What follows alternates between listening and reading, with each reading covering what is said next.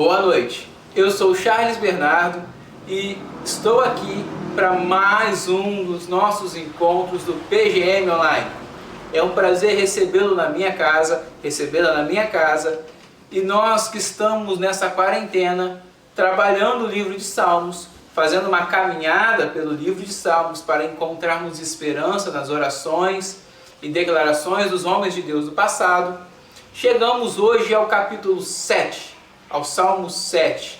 Mas antes de entrarmos no estudo desta noite, eu quero fazer um trato com você. Nós vamos fazer um pouco diferente o estudo do PGM desta semana. Eu dividi o capítulo 7 de Salmos em 6 temas.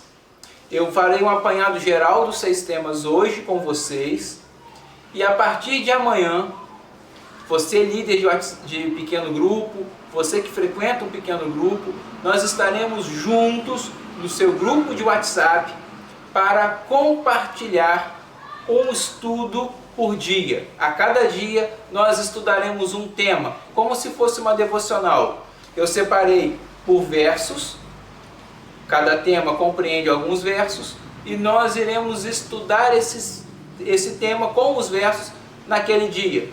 Amanhã o primeiro tema, depois o segundo tema, e assim por diante, até na próxima quinta-feira, onde nós encerraremos o capítulo 7 de Salmos, para na sexta estarmos reunidos aqui de novo para estudar o capítulo 8. Combinado? Estamos combinados dessa forma? Então, agora que nós já combinamos dessa forma, nós vamos ao estudo desta noite. O capítulo 7 de Salmos é um salmo de clamor por justiça. É uma declaração do salmista Davi clamando a Deus por justiça.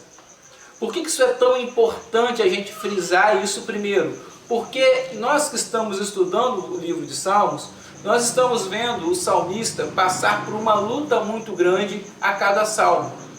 A cada salmo nós estamos vendo Davi enfrentar uma crise, uma tempestade muito grande, uma luta muito grande.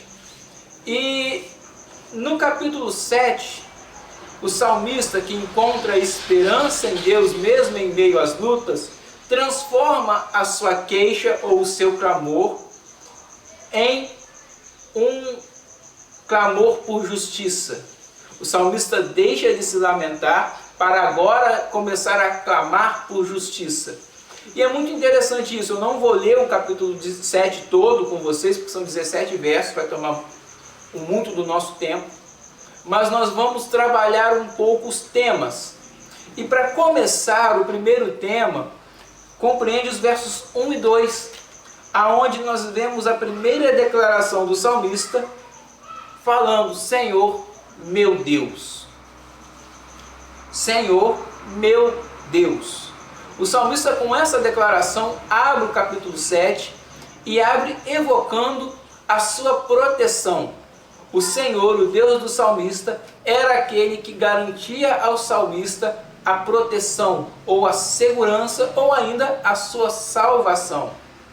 Para nós, eu e você, agora no século 21, olhando para o texto bíblico, nós podemos encontrar a lição de que o servo de Deus encontra a sua proteção em Deus, encontra a sua segurança em Deus. O que salvava o salmista não era a coroa, não era a sua riqueza, o seu exército, a sua espada, a sua força, ou ainda as suas conexões, a sua rede de amizade, a sua influência. Isso não garantia ao rei Davi nada.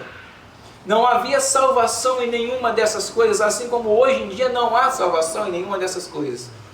A salvação para o servo de Deus, ela está apenas e unicamente em Jesus, em Deus, no Senhor, o nosso Deus.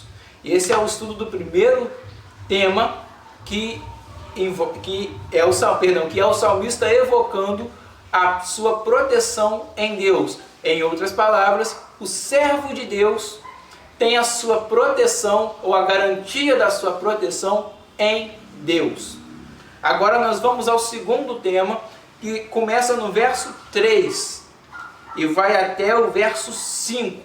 São 3, 4 e 5.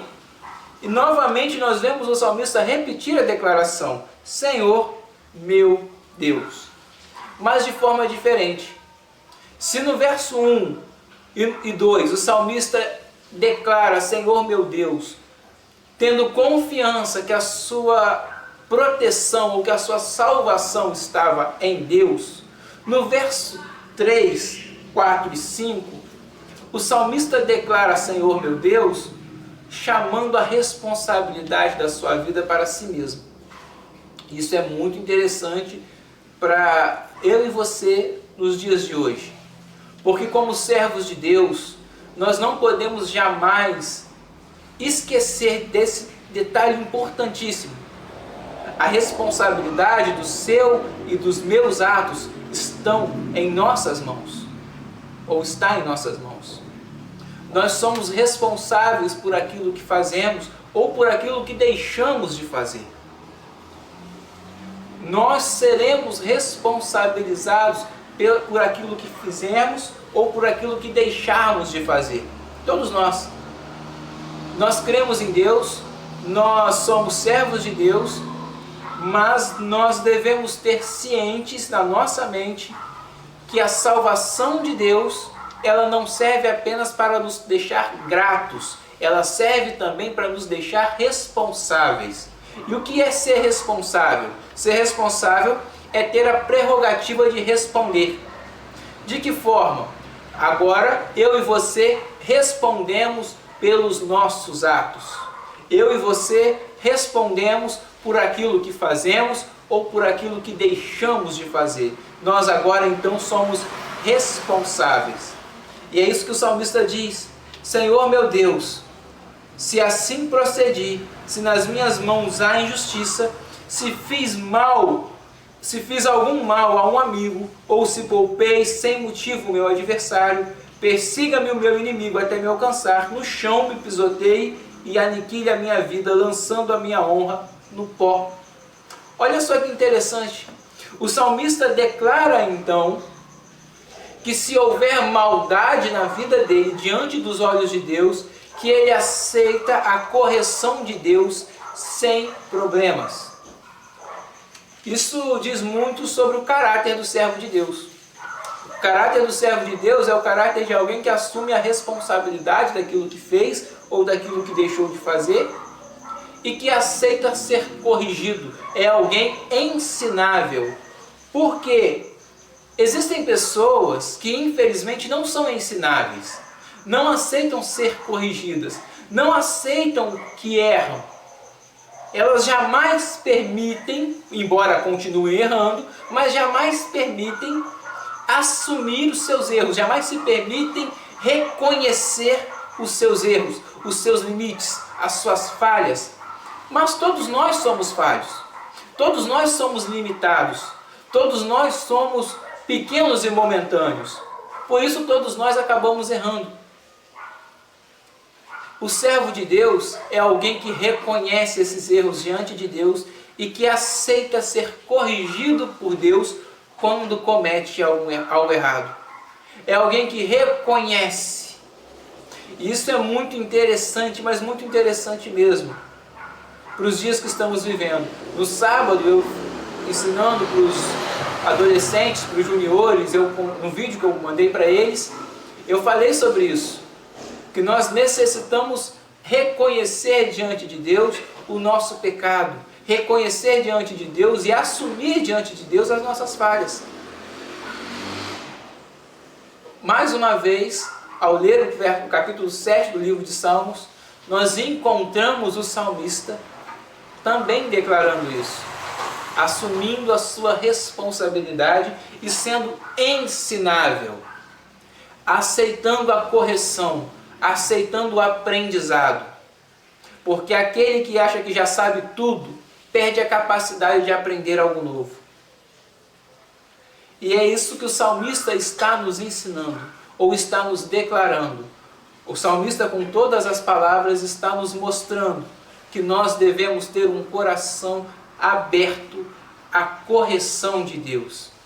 E não apenas isso, nós devemos ser pessoas honradas e dignas que assumem os seus erros. Sabe aquele jeitinho brasileiro, aquela ideia de varrer a sujeira para baixo do tapete e se deixar lá para ninguém ver? Aquela ideia de burlar as regras para poder conseguir o que quer sem problema algum? O servo de Deus reconhece os seus erros e não faz isso. Ou quando comete algo assim, o servo de Deus tem caráter para chegar diante de Deus e assumir os seus erros. Mas também essa declaração, ou esse segundo tema, nos diz respeito ao caráter de Deus. Porque se o servo de Deus reconhece as suas limitações diante de Deus e é ensinável, Deus é um Deus que não permite que a maldade ou que a injustiça habitem ao seu redor.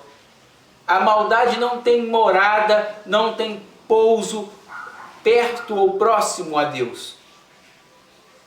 Deus não tolera nenhum tipo de maldade, Deus não tolera nenhuma sociedade com o pecado. Nós vimos isso quando estudamos o capítulo 1 de Salmo, Salmo 1. Mas vamos seguir com o estudo, com o apanhado dos 6 temas. E quando a gente chegar nos temas, no dia dos temas, a gente aprofunda eles no nosso grupo de WhatsApp. O terceiro tema, agora o salmista muda a sua declaração, ele não começa com a declaração Senhor meu Deus, mas ele começa com a declaração levanta-te, Senhor, na tua ira, ergue-te contra o furor dos meus adversários, desperta-te, meu Deus, ordena a justiça. Davi sabia que Deus não dormia. Davi sabia que Deus não dorme. Mas Davi declara, desperta-te, meu Deus. O terceiro tema, ele compreende os versos 6, 7, 8 e 9. E ele não diz respeito de alguém que desrespeita a Deus, falando com Deus para acordar, como se Deus não estivesse vendo a luta do salmista. Não é isso que está escrito nesses versos. Muito pelo contrário. O que o salmista está fazendo nesses versos é clamando pela justiça de Deus. No começo do estudo eu disse que o capítulo 7 do livro de Salmos é um salmo que na verdade é um clamor por justiça. E o cerne desse clamor está aqui, nos versos 6, 7, 8 e 9, aonde o salmista clama pela justiça de Deus, não apenas para si mesmo, mas para toda a terra, para todos os povos. O verso 7, reúnam-se os povos ao teu redor, das alturas, reina sobre eles. O Senhor é quem julga os povos, verso 8, julga-me, Senhor. E novamente no 9, Deus justo, que sondas as mentes e os corações, dá fim à maldade dos ímpios, e ao justo dá segurança. Isso é muito interessante, porque ao clamar por justiça aqui, o salmista me lembra de Jesus, no capítulo 5 de Mateus, no Sermão do Monte, aonde Jesus está falando das bem-aventuranças, e uma das bem-aventuranças, você sabe muito bem, que é a seguinte: bem-aventurados ou felizes são os que têm fome e sede de justiça, porque eles serão consolados. Porque eles serão fartos, porque eles serão saciados.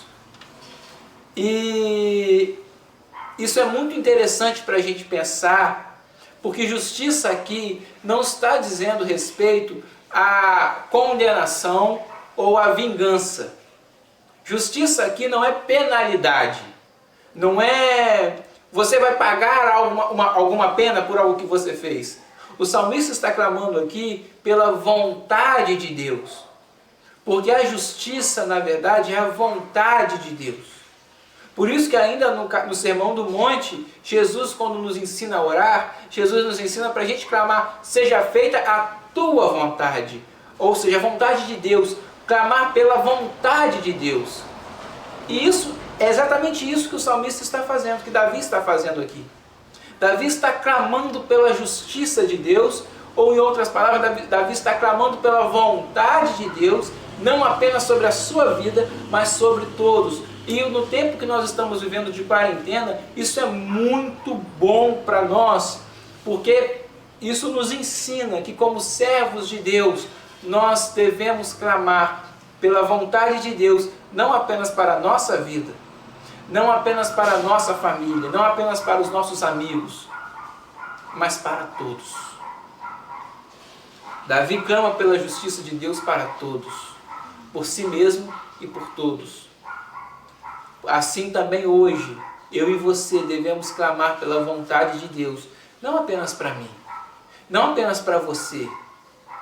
A vontade de Deus não se encerra em nós, ela deve alcançar a outros. E a primeira forma que ela alcança a outros é através da nossa oração. Por isso, o salmista clama que a vontade de Deus seja feita, não apenas em sua vida, mas na vida dos outros. Assim eu e você devemos orar. Assim eu e você devemos clamar. Não apenas por nós. Não é apenas Deus me salva. Não é apenas Deus salva os meus. Também. Mas não só isso.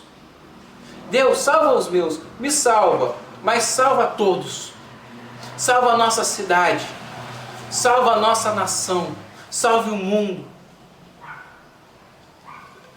O verdadeiro servo de Deus não se sente bem sendo o único abençoado. Sendo o único abençoado com a vontade de Deus em sua vida. O verdadeiro servo de Deus sente a vontade, sente o anseio, o desejo para compartilhar essa vontade, para que outros também sejam abençoados. Porque ser abençoado é ter Deus conosco. E ter Deus conosco é ter a vontade de Deus sendo feita em nós e através de nós. Mas esse é apenas o terceiro tema. Nós vamos para o quarto tema agora, que estão nos versos 10 e 11.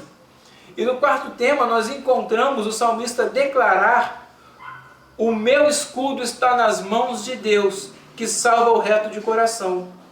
Deus é um juiz justo, um Deus que manifesta cada dia o seu furor. E é um caminho de conhecimento aqui. Muito interessante, eu te convido a parar um pouco e prestar atenção nesse caminho comigo. O Senhor, meu Deus, é a minha segurança. Por isso, diante do Senhor, que é a minha segurança, eu assumo a minha responsabilidade. E diante da minha responsabilidade, eu clamo a Deus por justiça.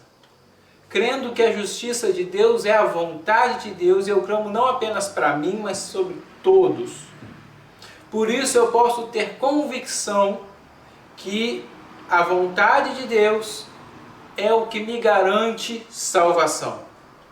Esse é um caminho do conhecimento até esse quarto tema, essa quarta lição. E aqui vale frisar que se dos outros foi um conselho, nós podemos tratar dessa forma. Aqui, o que nós temos, na verdade, é um grande alerta. Qual é o alerta? Se eu e você, servos de Deus, nos dedicamos a buscar a nossa própria vontade, se o nosso sonho, se o nosso desejo, se a nossa meta é realizar a nossa vontade, então a nossa salvação não está em Deus. Mas se o nosso desejo, se o nosso sonho, se a nossa vontade é a vontade de Deus, então sim, a nossa salvação está em Deus. Assim como Jesus orou no Getsemane, no jardim do Getsemane: Senhor, que não seja feita a minha vontade, mas a tua vontade. E essa é a lição do quarto tema, do quarto assunto. Mas não apenas isso, nós temos mais, porque são 6 temas, são 6 assuntos. Nós podemos extrair 6 lições nesse caminho de conhecimento. E agora nós vamos na quinta lição, que é o castigo. A quinta lição, que vai do verso 12 ao verso 16, ela pressupõe o castigo de Deus sobre aquele que se associa à maldade, que se associa ao pecado, aquele que não deixa de praticar o mal. E no verso 15 nós temos um resumo disso, que nos diz assim: quem cava um buraco e o aprofunda, cairá nessa armadilha que fez. Em outras traduções, aquele que cava um buraco para o próximo, cairá na sua própria cova que cavou. Nós não devemos ter uma vida guiada pelo mal. Aquele que planta vento, colhe tempestade. Aquele que pratica a maldade, mais cedo ou mais tarde acabará colhendo a maldade. E isso é muito interessante, porque isso nos diz que Deus não está alheio às nossas ações nesse mundo. Deus não está inerte às nossas ações nesse mundo. Deus não está distante das nossas ações desse mundo. Deus não é um ser alienado. Pelo contrário, Deus está nos vendo, Deus está nos ouvindo, Deus está o tempo inteiro olhando para nós. Nós estamos o tempo inteiro, tudo que falamos, fazemos, pensamos, agimos, nós o fazemos diante do Senhor. Por isso, mais cedo ou mais tarde, a maldade que planejamos, Deus faz cair sobre nós. A maldade pelo qual vivemos, acabamos colhendo. E aqui é uma diferenciação também entre o servo de Deus e o servo das trevas. Porque o servo de Deus, ele dedica a sua vida a fazer a vontade de Deus, a buscar a vontade de Deus.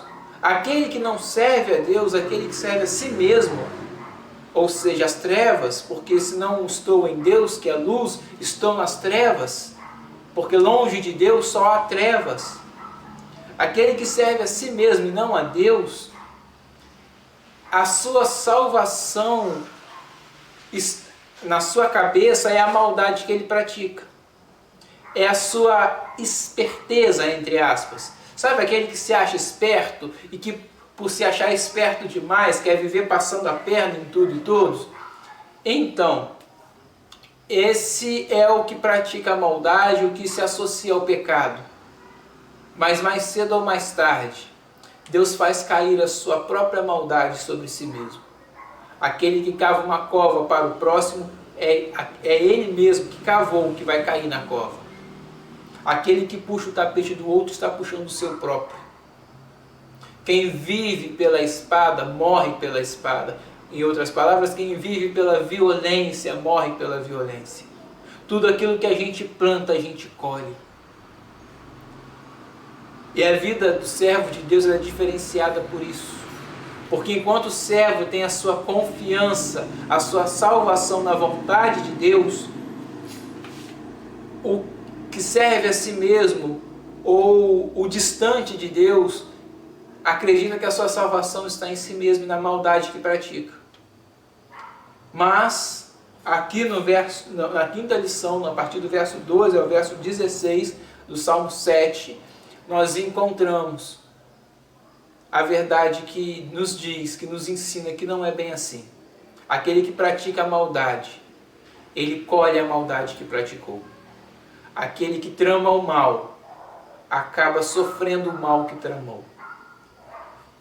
Por isso, nós devemos ser responsáveis. Por isso o salmista evoca a responsabilidade. Então é um caminho do conhecimento. Vamos lá mais uma vez. Senhor meu Deus, o Senhor é a minha segurança.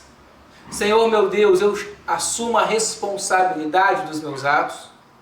E eu quero ser ensinado pelo Senhor.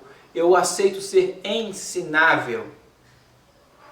Senhor, eu clamo pela Tua vontade sobre a minha vida e sobre todos. Porque eu creio que a Tua vontade é a minha salvação.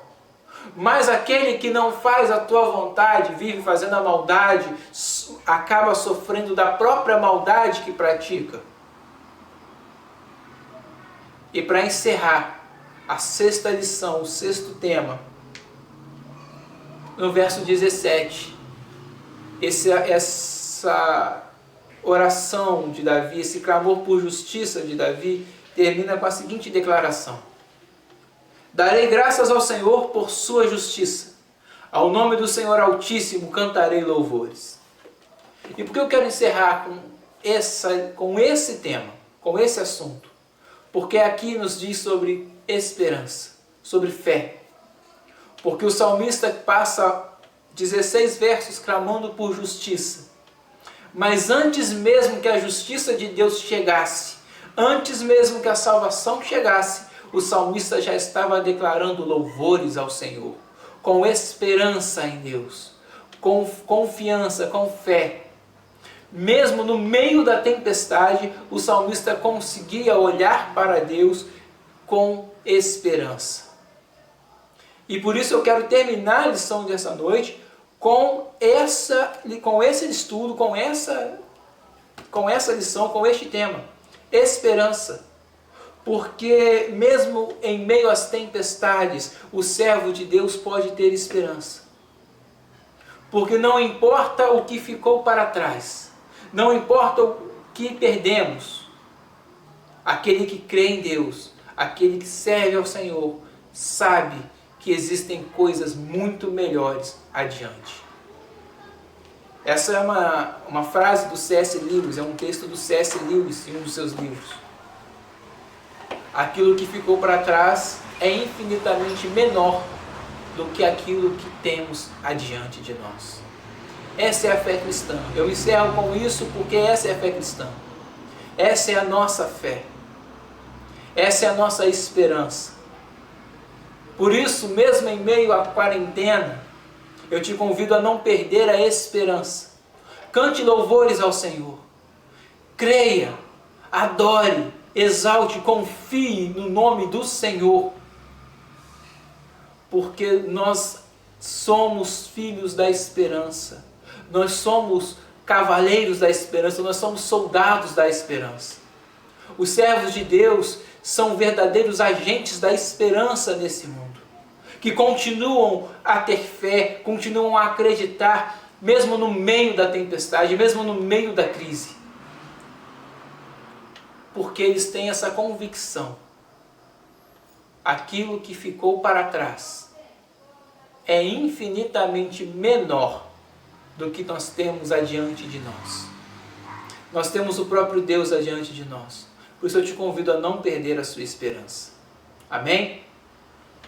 Então esse é um resumo dos 6 temas do capítulo 7 do livro de Salmos. E agora, a partir de amanhã, você líder de pequeno grupo, você que frequenta um dos nossos pequenos grupos, eu te convido a estudar comigo no pequeno grupo do WhatsApp, no seu grupo de WhatsApp, no seu pequeno grupo, os 6 temas. Nós começaremos amanhã, sábado, com o primeiro tema: Senhor meu Deus, o Senhor é a nossa segurança. E ao longo da semana, nós trabalharemos todo o capítulo 7 do livro de Salmos. Amém? Então até amanhã no seu grupo de WhatsApp, no seu pequeno grupo, onde nós poderemos compartilhar a fundo agora a mensagem de Deus. Antes de encerrar, antes de ir embora, de me despedir, eu quero orar por você. Eu te convido a baixar a cabeça nessa hora. Se você não puder fechar os seus olhos, eu te convido a parar o que você está fazendo e se concentrar em Deus. Leve o seu pensamento ao Senhor. Faça comigo essa prece. Pai, nós confiamos que o Senhor é a nossa segurança. Nós acreditamos que a nossa salvação está em Ti. Por isso nós assumimos a nossa responsabilidade diante do Senhor e nós clamamos para que o Teu Espírito nos torne pessoas ensináveis. Nós queremos aprender de Ti, Pai. Por isso, se nós cometermos algum erro diante do Senhor, que o Senhor nos corrija e nos ensine. Pai, em nome de Jesus, que a Sua vontade seja feita sobre nós, sobre a nossa casa, sobre a nossa família, sobre a nossa igreja, sobre os nossos amigos, sobre a nossa cidade, as nossas cidades, sobre o nosso país, sobre o mundo. Pai, em nome de Jesus, nós clamamos pela Tua vontade, porque nós cremos que a Tua vontade é boa, perfeita e agradável, e nós cremos que nela está a nossa salvação. Pai, em nome de Jesus, nós nos arrependemos de qualquer aliança com a maldade que nós possamos ter feito, que nós possamos fazer. Nós clamamos que o sangue de Cristo nos purifique. E desde já, nós te louvamos, nós engrandecemos o Teu nome, nós esperamos com confiança em Ti. Nós declaramos a nossa fé com a nossa paz, com a nossa tranquilidade no Senhor, confiantes com esperança, que o Senhor está diante de nós. Por isso tudo que ficou para trás é pequeno, comparado ao que temos pela frente, que é o Senhor. Mesmo em meio à quarentena, mesmo em meio a crises, mesmo em meio a tempestades, antes de vermos a solução, nós entregamos o nosso coração ao Senhor, confiantes, tendo esperança em Ti. Muito obrigado por isso, Pai. Abençoe cada líder de PGM, de cada um dos membros dos PGMs, dos pequenos grupos. Em nome de Jesus, que eles sejam abençoados por Ti, Pai. E que todos os que estão me ouvindo nesta noite possam entender que a nossa esperança está em Ti. Em nome de Jesus, amém. Você que me escuta e não faz parte de um pequeno grupo, eu te convido a mandar uma mensagem, entrar em contato conosco. Meu número está aparecendo aqui embaixo agora. Você pode me mandar uma mensagem, eu terei todo o prazer do mundo em te encaminhar para um dos nossos pequenos grupos que estamos durante essa quarentena, mantendo o nosso contato, mantendo as nossas atividades de forma online, apenas pelo virtual, mas juntos no espiritual. Amém? Que Deus te abençoe, uma ótima semana, até amanhã nos pequenos grupos de WhatsApp e um forte abraço. Por hoje é só. Fiquem com Deus.